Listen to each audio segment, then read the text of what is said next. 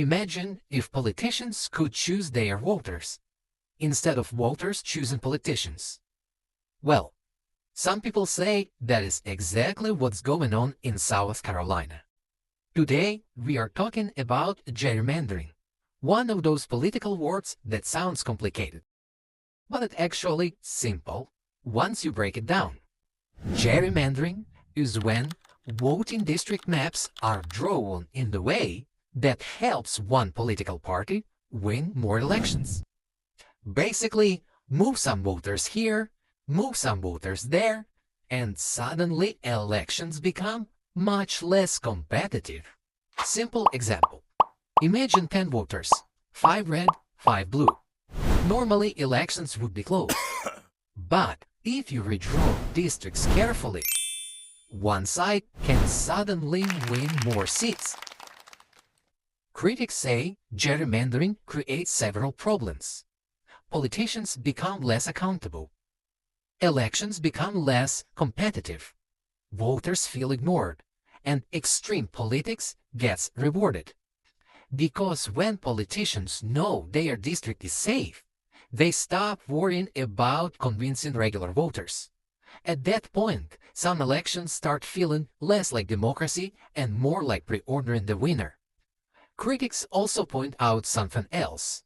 Lawmakers often say there isn't enough money to fix roads, lower healthcare costs, or make everyday life more affordable.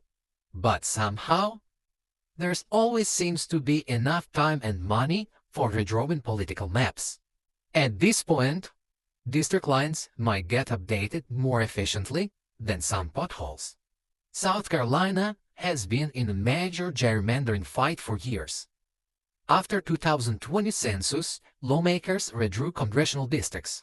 The biggest changes involved District 1 and District 6. Critics argued lawmakers intentionally moved many black and Democratic-leaning voters out of District 1, making it safe for Republicans. Republican lawmakers defended the maps by saying the changes were political, not racial. And legally, that distinction matters a lot. According to South Carolina State Election Commission, redrawing congressional lines just weeks before the June 9th primary could cost taxpayers between $2.2 and $3 million. That estimate only included administrative costs for holding a second delayed primary in August.